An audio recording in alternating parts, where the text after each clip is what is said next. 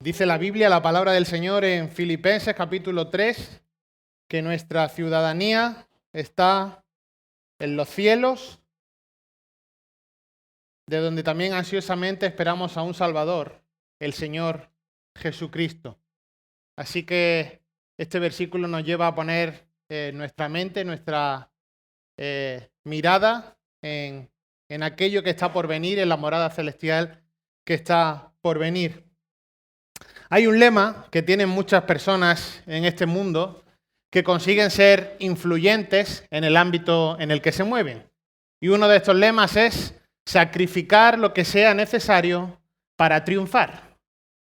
Están dispuestos a sacrificar todo lo que sea necesario para triunfar. Y esto lo vemos muy claramente en el ejemplo del deporte. Pensáis, por ejemplo, en Rafa Nadal, un deportista que todos conocemos, y que está dispuesto a sacrificar lo que sea necesario para poder alcanzar el triunfo, para poder ganar grandes competiciones, y son deportistas que en el ejercicio de su profesión no se están dedicando a satisfacer sus propias necesidades, es decir, a comer chicharrón, a comer cosas ricas, sino que cuidan su alimentación, sacrifican sus horas haciendo deporte, no viven en comodidad, porque si lo hicieran no alcanzarían los objetivos que persiguen. En cierta medida, y salvando las distancias, lo mismo ocurre en la vida cristiana. Debemos de esforzarnos para cada día ser más semejantes a Cristo. No debemos de buscar nuestra comodidad personal, nuestra satisfacción personal, sino cada día buscar ser más como nuestro Señor. Ahora, la realidad es que desgraciadamente pocas veces en la iglesia, en este tiempo, se ve ese nivel de compromiso con las cosas de Cristo, con la iglesia y con el Evangelio. Muchos buscamos nuestro beneficio personal, nuestro beneficio económico, nuestros deseos personales, creyendo que en el yo es donde va a estar nuestra felicidad y nuestra satisfacción. Y en muchas ocasiones es de ahí que surge el Evangelio de la prosperidad, en la que se usa a Dios como una especie de genio de la lámpara, en el que yo le pido lo que sea y que Él me conceda aquello que yo deseo. Cuando la palabra de Dios lo que afirma es que el Señor Jesucristo es el Señor y Salvador, y que toda rodilla se inclinará ante Él en sumisión y obediencia. Esto lo vemos en Filipenses 2:20. Ahora, esta visión que hay actualmente de Dios ha hecho que se pervierta en cierta medida la doctrina de la santificación. Lo que enseña la Biblia es que el que quiera seguir a Cristo, el que quiera seguir a Jesús, debe de negarse a sí mismo cada día. Sin embargo, hoy en día muchos cristianos viven haciendo lo que ellos quieren y buscan que Cristo y la palabra de Cristo se adapte a sus necesidades. Es decir, dejamos de poner a Cristo en el centro para ponernos a nosotros mismos, para poner al hombre a sus necesidades y sus deseos. Eso es lo que ocupa ahora el centro. Y eso es totalmente contrario, es lo opuesto a lo que la palabra de Dios enseña. Y tal y como señala Gálatas, cualquiera que enseña un evangelio diferente al de la palabra de Dios, ese es anatema, es maldito. La Biblia enseña que la satisfacción de las necesidades humanas, es decir, el conseguir nuestros propios objetivos, nuestros propios deseos, no es la meta de la salvación, ni tampoco es la meta de la santificación, sino que la meta de la salvación es que los creyentes sean hechos conforme a la imagen del Hijo de Dios. Recuerda Romanos 8:29. El objetivo de la vida cristiana no es poder complacer nuestros deseos, no es poder complacer los deseos de otros hermanos, sino que la meta de la salvación, el objetivo de la vida cristiana es complacer a Dios, darle a Él toda la gloria que solo Él merece. Es decir, debemos de cada día ser más y más semejantes a Cristo. Recuerda lo que dice Primera de Juan 2:6. Si decimos que estamos en Él, debemos de andar como Él anduvo. Esta es la meta del creyente, ser cada día más semejante a Cristo. Y para ello el cristiano tiene fundamentalmente dos recursos. El primero de ellos es la palabra de Dios. Este es el medio por el que el creyente puede crecer en santidad y se hace más semejante a su Señor. Por eso es importante que invirtamos tiempo en la palabra de Dios, en la lectura, en el estudio, en la memorización, en la meditación en la palabra de Dios. Así creceremos en santidad y entonces seremos más semejantes a nuestro Señor. Y el segundo recurso que tenemos, aquellos que hemos sido salvados, es el Espíritu Santo, el cual nos va conformando por medio de la palabra para ser más semejantes a la imagen de Cristo. Así que el crecimiento cristiano es el resultado, por un lado, del estudio de las Escrituras y por otro lado, del sometimiento al Espíritu Santo, y todo ello en el contexto de la iglesia local. Bueno, después de esta introducción vamos a estudiar en esta tarde 3 elementos prácticos que todo creyente debe poner en práctica para ser semejante a Cristo. Esta es nuestra meta, ser semejantes a Cristo. Y vamos a estudiar 3 elementos prácticos que todo creyente debe llevar a la práctica, debe poner en práctica para ser semejante a Cristo. Recuerda, Cristo es nuestra meta. Y lo vamos a hacer en Filipenses capítulo 3, en los versículos que van del 17 al 21. Filipenses capítulo 3, los versículos 17 al 21. Y recuerda, está Pablo ahí escribiéndole a la iglesia que estaba en Filipos. Dice Filipenses 3, 17.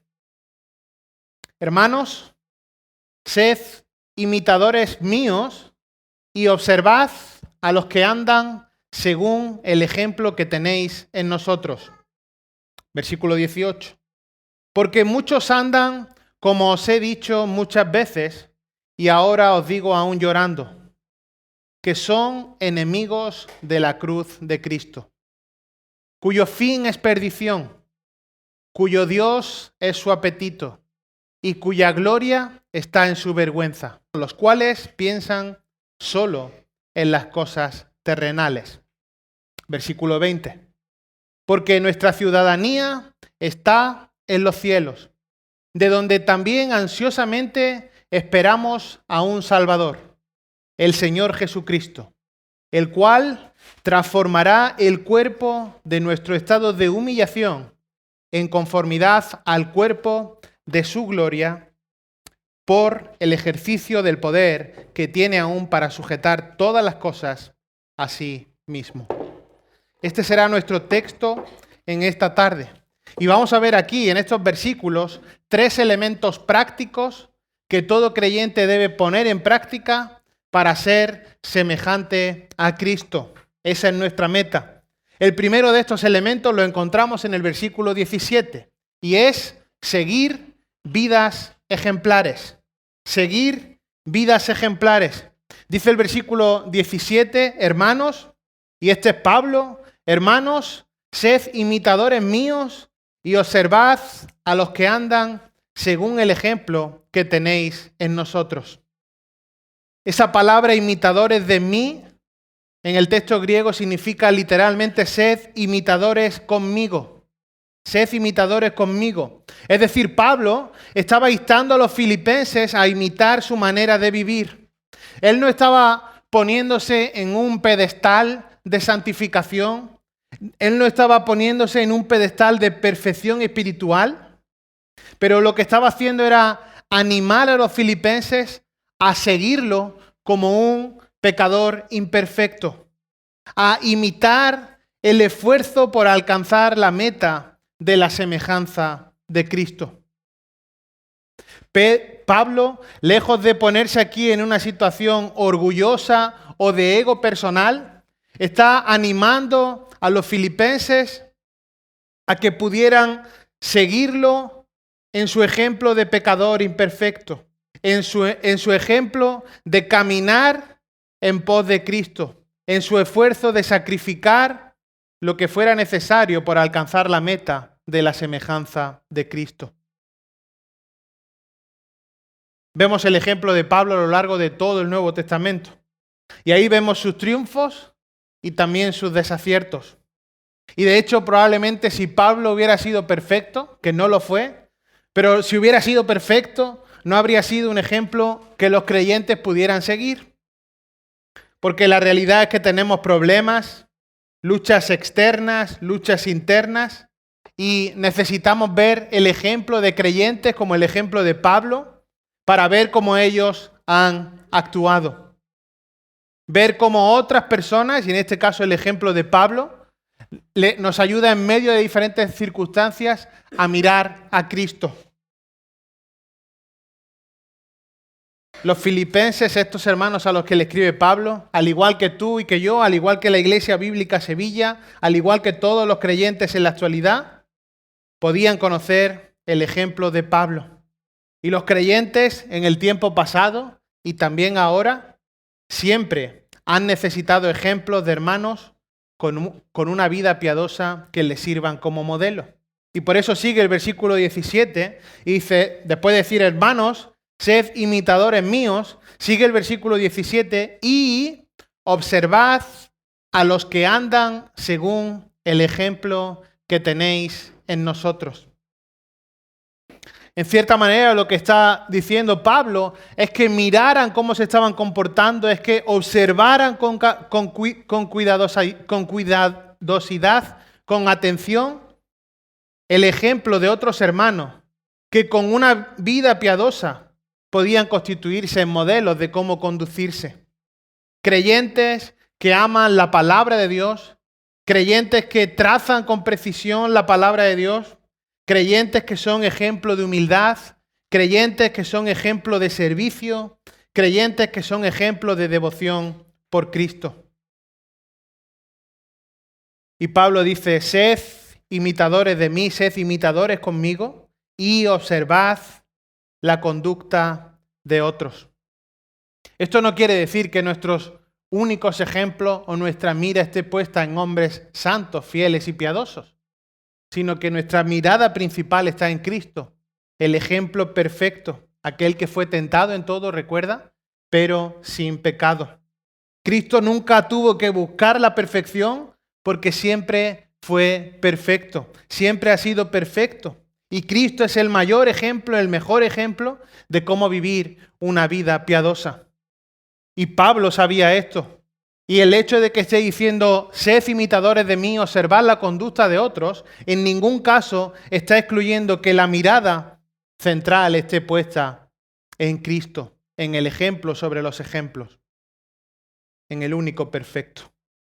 Así que en primer lugar, si queremos poner de forma práctica algo para hacernos más semejantes a Cristo, es seguir vidas ejemplares. Imitar el ejemplo de vidas piadosas en humildad, en sumisión a Cristo.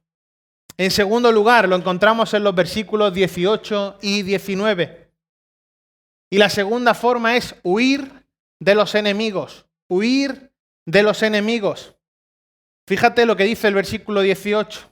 Porque muchos andan, como os he dicho muchas veces, y ahora os digo aún llorando, que son enemigos de la cruz de Cristo.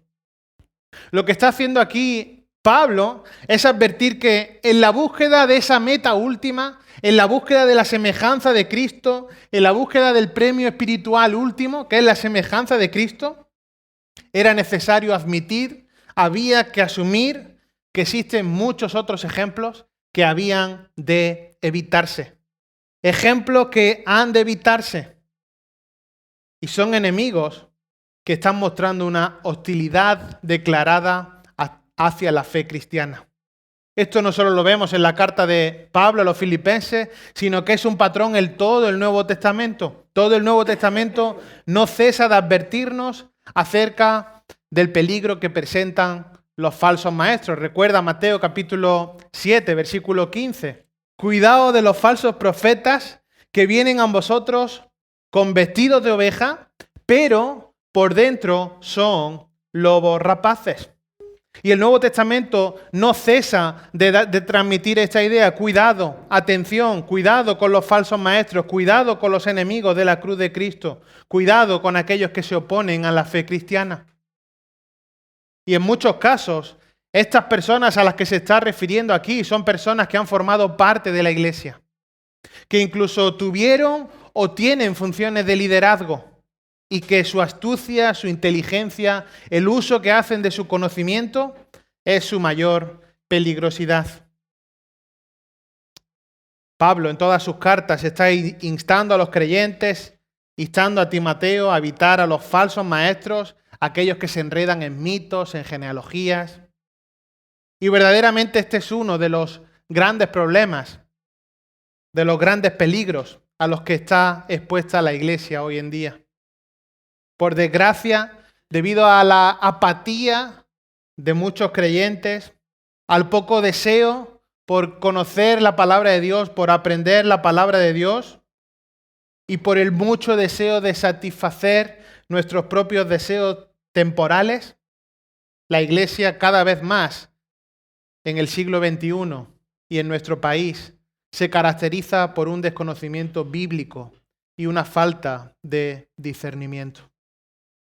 Esta es la realidad. Y es sorprendente, inquietante ver lo que creen los cristianos, algunos que se hacen llamar cristianos, y las personas a quien siguen. Cada vez hay más falta de mensajes bíblicos y coherentes que sean precisos desde el púlpito. Incluso si estamos en un punto en el año 2023 en que queda bien sustituir el mensaje, la predicación de la palabra por obras de teatro, por charlas, por obras musicales que producen que los creyentes de hoy en día, si es que lo son, no tengan un discernimiento espiritual y puedan ser engañados por falsos maestros que son enemigos de la cruz de Cristo. Y lo que nos dice aquí Pablo, mirad, la conducta de estos falsos maestros, la conducta de este tipo de creyentes que andan, que aún lo digo llorando, que lo he dicho muchas veces, que lo vuelvo a decir, que son enemigos de Cristo, la conducta de estos no debe ser imitada. Y Pablo les advierte, y ya lo había advertido anteriormente, lo puedes ver en Hechos 20, de que no debían seguir esta actitud. Los falsos maestros estaban en contra de la cruz de Cristo. Esto significa que los falsos maestros estaban en contra de la salvación. Dice ahí al final del versículo 18, enemigos de la cruz de Cristo. Y esto no significa que fueran enemigos de ese poste, de ese madero, sino que eran enemigos de lo que representaba la salvación en Cristo. Y por un lado estaban los judaizantes, aquellos que alegaban que el evangelio era insuficiente para salvar. Esto nos suena en nuestro contexto de España. Y por otro lado estaban los gentiles que eran influenciados por filosofías que llegaban a pensar que todo lo creado era malo, el cuerpo era malo y entonces daba igual lo que se hiciera con él. Así que los judaizantes añadían cosas al evangelio, el evangelio y algo más, y los falsos maestros gentiles lo que hacían era restarle al evangelio. Y esto que pasaba, esto que Pablo advierte en el versículo 18, también está ocurriendo hoy. Hay iglesias y hermanos que señalan que una respuesta de salvación no va a exigir una vida de santidad. Que bueno, Jesús ya murió por ellos y entonces ya podéis vivir de cualquier manera. Sin duda, esta no es la enseñanza bíblica. Todo creyente que ha sido regenerado gracias a los méritos de Cristo en la cruz está llamado a vivir una vida de santidad y de obediencia a Dios. Y Pablo en este pasaje, en el versículo 19, presenta 4 señales de los enemigos de la cruz. Fíjate, versículo 19, cuyo fin es perdición. Lo primero que dice es el fin que les espera. ¿Qué es el fin que les espera? Bueno, el mismo destino. Todos los falsos maestros enfrentan el mismo destino. Su fin es la perdición en el infierno. Ya sea que añadieras algo a la cruz de Cristo, ya sea que añadieras las obras, que creer que las obras humanas están a la misma altura para la salvación, ya sea que restes del Evangelio, ya sea que sustituyas el Evangelio, el fin, como dice el versículo 19, es perdición. Ahora, una segunda señal de estos enemigos de la cruz es la deidad a la que sirven. La deidad a la que sirven, fíjate, cuyo Dios es su apetito. Cuyo Dios es su apetito. Esa idea ahí, apetito, vientre, es la traducción de abdomen y realmente está utilizando una metáfora para referirse a cualquier apetito desenfrenado, sensual, carnal, corporal. Es decir, son aquellos que lejos de adorar a Dios, lejos de centrarse en adorar a Dios, están buscando sus propios deseos. Y esa es la deidad a la que sirven, a su propio deseo, a su propio apetito. En tercer lugar, la vergüenza que llevan, fíjate, y cuya gloria está en su vergüenza. La vergüenza que llevan, estos falsos maestros se jactan de las mismas cosas que eran su vergüenza. La máxima expresión de maldad es que la mayor perversidad de un pecador ante Dios sea su mayor motivo de gloria. En su propia vergüenza está su gloria.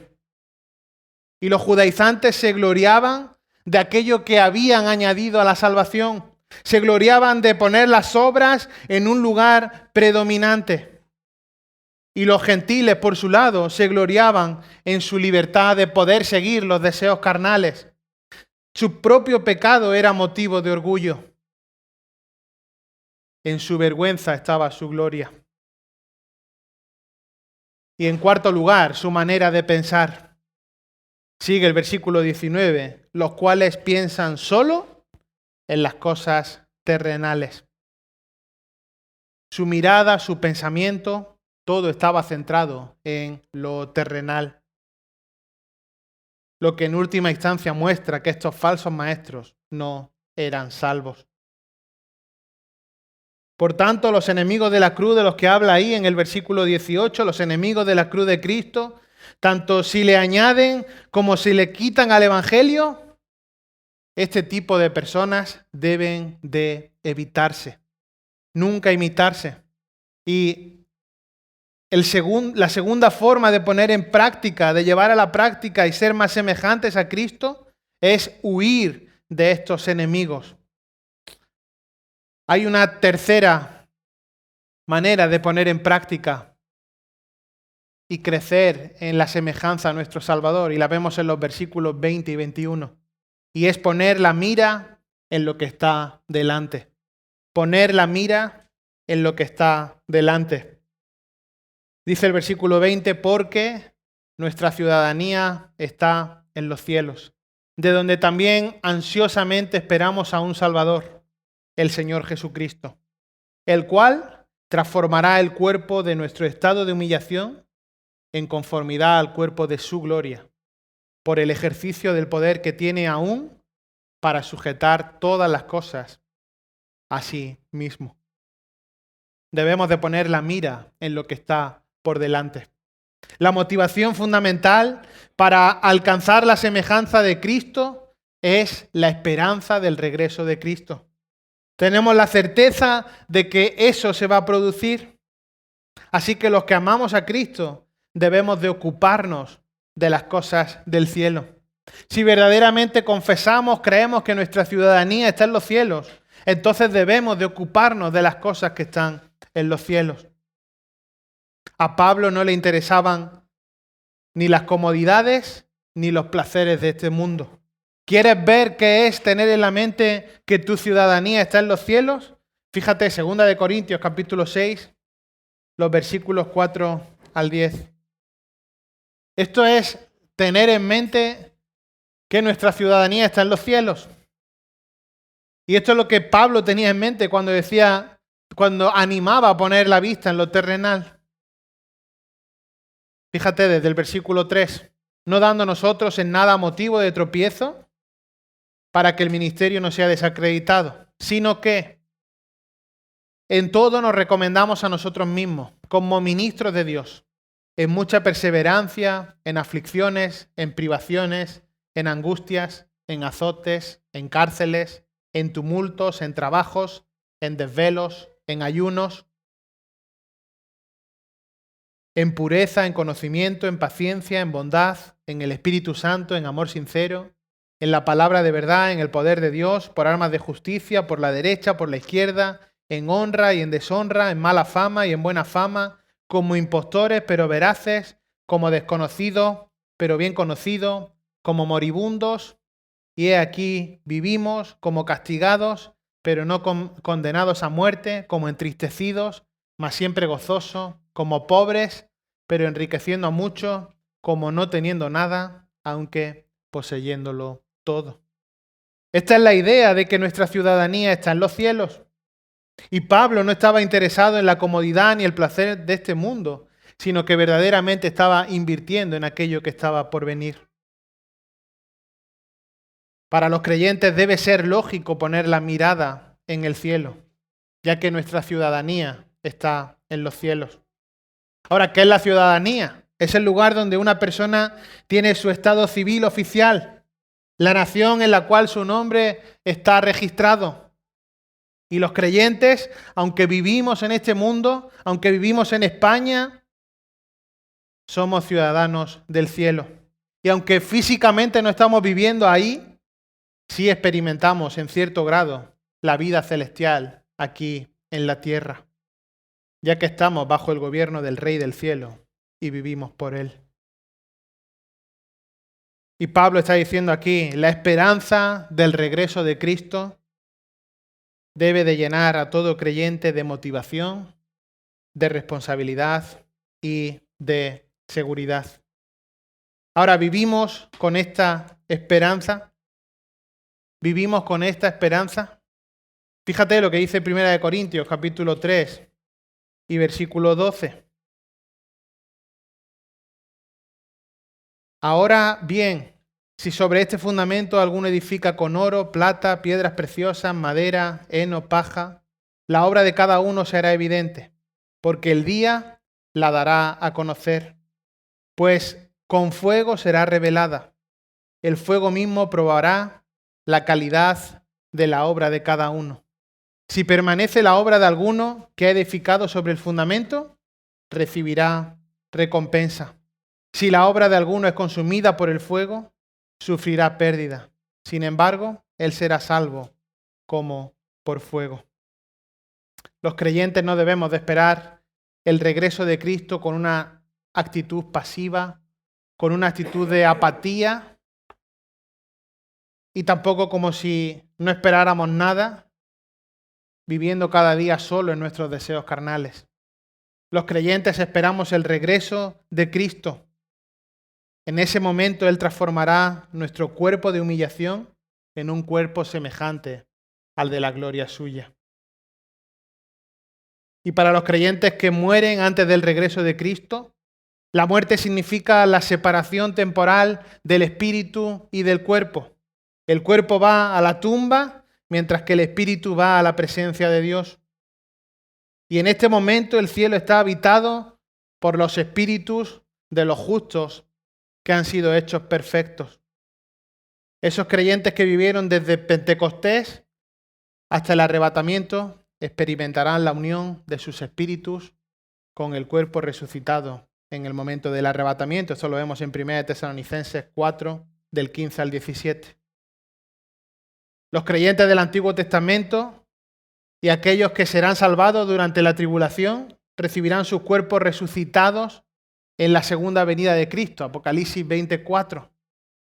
Es decir, Cristo transformará completamente el cuerpo de todos los creyentes, cada grupo en el momento señalado, y nuestro cuerpo tendrá una nueva apariencia, será hecho nuevo, rediseñado. Probablemente se nos pueda reconocer, al igual que el cuerpo resucitado de Cristo, podamos comer, hablar, caminar, pero no tendremos limitaciones físicas como las que tenemos ahora. Digo esto porque la salvación es mucho más que librarse del infierno. La salvación es mucho más que escapar de la condenación eterna. El objetivo final de la salvación es transformar nuestro cuerpo de humillación en semejanza al cuerpo de la gloria suya.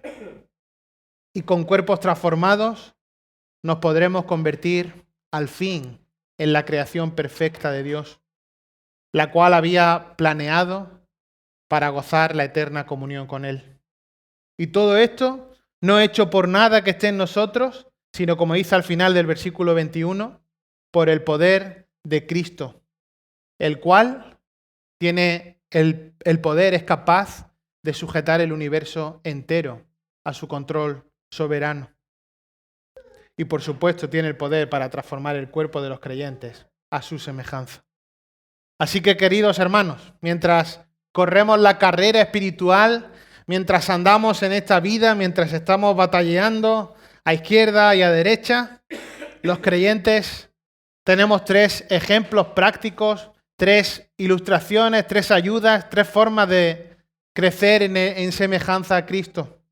Y la primera es mirar los ejemplos piadosos para obtener inspiración, y esto lo pongo entre comillas, no como algo místico, pero sí para seguir ejemplos de guía y de instrucción. En segundo lugar, debemos de cuidarnos de los enemigos de la verdad, de aquellos que intentan desviarnos del buen camino, de aquellos que son enemigos de Cristo, que añaden al Evangelio, que restan, que sustituyen. Y por último, debemos centrarnos en la esperanza gloriosa que tenemos en el regreso de Cristo, la transformación del cuerpo en semejanza al de Él. Y que verdaderamente, aunque vivamos en este mundo, en nuestro interior podamos confesar, creer, sentir que nuestra ciudadanía está en los cielos, de donde también ansiosamente esperamos a un Salvador, el Señor Jesucristo. Vamos a orar. Señor, te damos las gracias por este tiempo, gracias Señor por tu palabra, gracias Señor por esta carta de instrucción, de guía, Señor, a los hermanos que estaban en Filipos. Señor, y reconocemos, Señor, que muchas veces, en muchas ocasiones, nos apartamos de la meta final del creyente, perdemos el norte y nos olvidamos, Señor, el fin, el crecer en semejanza a Cristo. Dejamos en un segundo lugar nuestra santificación y anteponemos en muchas ocasiones nuestros deseos, nuestra satisfacción personal, Señor, a buscar tu gloria y responder en obediencia a cada momento.